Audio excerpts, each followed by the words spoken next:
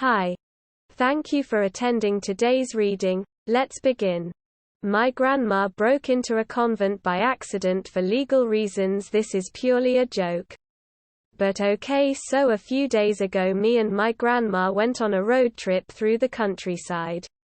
She's from the city, so naturally she is very interested and amazed by this country, rural type of environment because it is out of the ordinary to her. I showed her lots of cool sights. And we would pull over whenever she saw something interesting so that she could take a photo. Well, we drove past a sign for an abbey and she was very curious, so we pulled right up to the place. Now, this place was basically a building full of rooms where the nuns stayed with a nice church inside. 2. We came across a sign as we were driving up to the place that said they were selling some chocolates and goodies outside the church. However, due to COVID, this was no longer a thing for the current moment. At least the gift shop was also closed and there was nobody else at this place except for the nuns. Now this is where it gets weird. She insists that she go take a look around and find the candy, and I tell her that she should knock before she enters any of the buildings and wait for someone to let her in. I told her that we can just come back another day. But nope. I turn my head for 1 second and boom. Next thing I know, she is walking towards the building. I decide I will just wait and be quiet instead of trying to get her to come back because I don't want to draw too much attention to us. By now, she is almost to the front door. Well, of course she stops and looks at the pretty flowers by the front, so I am relieved for a second. But then she reaches for the door handle and she vanishes into the building. By now I'm kinda scared that we are going to get in trouble, so I try to call her, but her phone is still in the car with me. Then when I think it can't get any worse, the loud church bells turn on. So I'm just sitting in the parking lot of this place hoping that she comes out and we can just go and pretend this never happened. A nun walks by and I try to stay calm. Well, I'm basically having a panic attack at this point. A few minutes later she emerges from the building with a brick of fudge in her hand. I ask her how she managed to get it and she said, "Oh, inside down the hall." Mind you, this is where the nuns live. There was a table with a bunch of candy and fudge on it, so I just took it and put some money on the table. I mean, at least she paid for the candy. However, I love my grandma and this is what makes her unique and amazing. We are going on another road trip on Wednesday. End of story. Next story. This is a long true story that happened in my life. I hope you guys like it if you read it though. It can be a bit sad. My world changed for the craziest adventure I'd ever face in one night. It was a lazy day essentially, but I had to be productive. Same stuff as always. Come home, clean the house, make dinner, and do homework. It was only a matter of time before my dad came home. One wrong thing in the apartment and the world collapses. Cleaning up all beer bottles, cans, and boxes took a lot of time out of my free time, but it had to happen. Heck, I was used to it by now and it was plan A. Finished up the chores and knocked out my homework. Dinner on the other hand had to wait due to the time I had left. I've been saving some money for situations like this, so I had all the bases covered. 11 p.m. finally came around and my dad is outside talking to his friend loudly, so I knew he had been drinking again, so I had to prepare plan B. I opened my bedroom window and removed the screen. Don't want my dad to chase me down the street with a pole again. That was terrifying. He unlocked the front door and stumbled over to the couch. He screamed out my name and went out to the living room. My dad turned to me and asked to turn on the TV and put the movie he rented in the VCR. Can't remember what movie it was, but I didn't care for it, so I went back to my room. I checked to make sure that my window was open because anything can happen. My dad called out again, so I went out to the living room. He wanted me to grab some beers from the fridge. As I was grabbing them, I felt scared, as I always did. He became a monster when he came home drunk and continued to drink. It's the whole reason Plan B existed. I placed a few 40s on the table. He opened one up and slammed it down. And tossed the bottle on the floor. Luckily we had thick carpeting, so I didn't break. I went back to my room to play some video games. I heard another bottle get tossed in the living room. This time against the wall.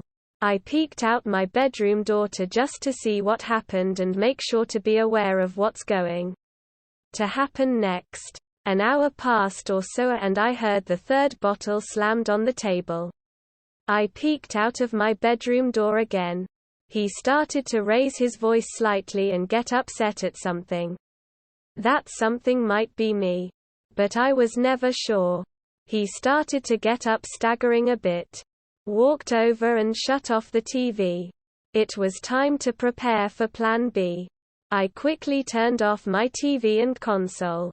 My dad bursted into my room, reaching out and grabbed me by my jacket. I quickly unzipped it and slipped out of it. I quickly leaped out of my window and made a break for it. I made it to a hiding place down the street that I used frequently. I knew I had to wait for him to pass out from drinking before I returned home. After about a half hour or so, I left my hiding spot to go get some food from the Jack in the Box down the street. I would just knock on the drive-through window and they were nice about me ordering food. After I got my food, I would make my way to a friend's house. Luckily he was home and he already understood the situation because we've been here before. So my friend and myself headed towards the beach. It was peaceful. The sounds of the waves and hanging out. I went over to a payphone and called the operator to find out the time. It was roughly 2:30 a.m., so I figured it was a reasonable time to head home. My friend and I headed back to my apartment and I noticed my dad was possibly still awake. I asked my friend to knock on the door to check while I was getting ready to book it again.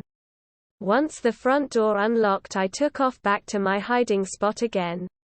About 20 minutes later, my friend came to my hiding place and made sure I was there. He told me that my dad is planning to move and he wanted me to come home so we can pack. My dad was a massive traveler and we have traveled a lot. So this was believable to me. I didn't want to go with him this time though. I hoped he left without me. About another half hour passed and I checked back home. I noticed the lights were off and front door locked. I checked my bedroom window and it was still unlocked, so I headed in and noticed my dad and his duffel bag were gone. This was a sigh of relief, but I had to make sure. We decided to leave the apartment and head the bus station. It was a few blocks away. I snook around the bus station and saw my dad there with his duffel bag and a friend waiting for the bus. We decided to head back to the apartment and hang out for a while and play some video games. Some time had passed playing Mortal Kombat. Just as I was about to pop in Super Mario World, I heard the front gate to the apartment open up. I freaked out and started shutting off everything, and we ran into my closet and shut the door. The front door opened and I knew it was him and his friend. They knew we were home because the door was locked when they left. My room door opened and light was turned on. My dad yelling my name right outside my room. I was scared and told my friend to not make a sound. I could hear my dad and his friend scattering around the apartment looking for me. His friend came to my closet and opened the door. I tried to push him away so I could make a break for my window, but he grabbed me and picked me up. He covered my mouth when I tried to scream. My friend freaked out and tried to get him to let me go, but my dad came in the room and pushed him. aside and told his friend to put me in the chair in the living room. He held me there as my dad started to tie me down to the chair. I pleaded and cried out for anyone as my friend watched. My dad turned to my friend and told him to leave. I begged him to stay because I was terrified.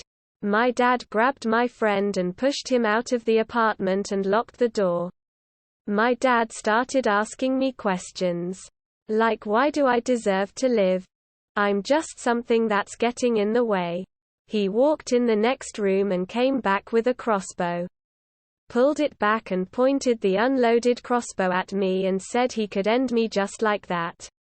As he pulled the trigger, I felt the wind off the string flinging forward off my wet face from the tears I was pouring out. He pulled back on the string a second time. This time he opened his duffel bag and grabs a bolt from it and asks me if I knew what it was. I just sat there crying, looking down at the floor. My dad fired another unloaded shot at me again. He started to pull the string back a third time. But there was a knock on the door. My dad's friend looks through the peephole and says it's the police. I started screaming for help and the cops started kicking on the metal door. My dad quickly ran out the room. My dad's friend untied me and I got up as fast as I can to unlock the door and tried to open it, but my dad's friend pushed me away from the door. The police kicked the door in and flooded the apartment. They tackled my dad and his friend to the ground to handcuff them. They pulled me out of the apartment and took me to safety. An officer started to ask me what happened, but I had to gather my thoughts for a brief moment and calm myself down. I explained everything to the officer and they started to ask my dad and his friend questions. After about an hour, the officer I talked to came up to me and said, "They can't find any evidence of a crossbow or anything along those lines and my dad is just drunk. And will sober up by tomorrow, so I'm safe to go back and get some rest." I started to freak out and told the officer if there's any other options. I can't go back through that again. He told me that it will be okay. But I know it won't. I told him to put me in foster care. He asked if I knew what that was and I did. It had to be better than my current life. The officer took me to his car and told me to stay there for a moment and went over to talk to my dad. I saw my friend come around the corner.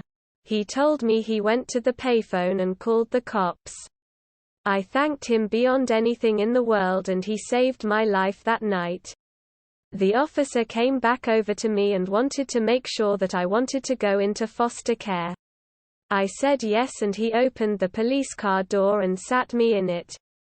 I said goodbye to my friend and told him thanks again and again.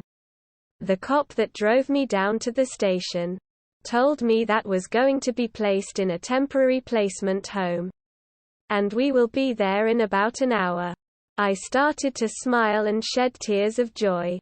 I didn't have to get beat anymore. I didn't have to get hurt anymore. And most of all, I was free from the monster my dad was. I was 9 years old. I know it's a lot to read, but I appreciate anyone taking the time to read this.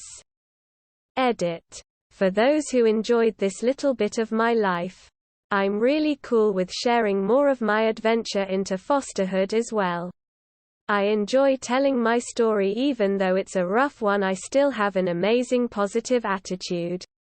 Thanks for the support, guys. It's been rough life, but I continue this day to improve and bettering myself. And let me know if you guys would like to hear more. Maybe make this a chapter thing or something. End of story. That is all for today. If you want to support my automated channel, feel free to drop a like and subscribe.